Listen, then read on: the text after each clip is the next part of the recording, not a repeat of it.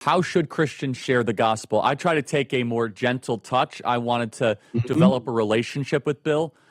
It was tempting to kind of go all in and go heavy apologetics and a little finger wagging. Just speak as someone who does this for a living. In closing here, about a minute and a half remaining. The different approaches that we as believers should bring to unusual circumstances to point towards Jesus. Well, I think both you and I try and take the approach where we don't want to try and own people.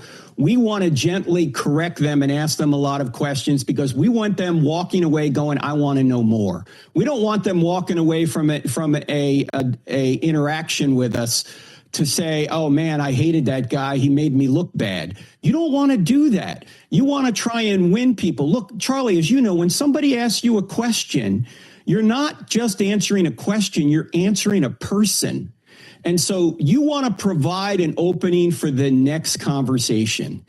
And what I try and ask people is, if Christianity were true, would you become a Christian?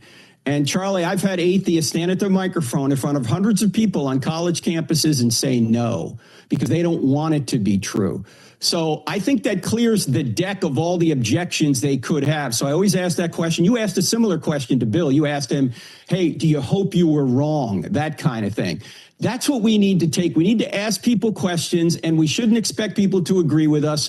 We should just ask questions, make points, and really highlight grace, Charlie, because grace is what people are looking for. Look, there's only two things you're going to get in the afterlife. You're either going to get justice or grace. There's no other category.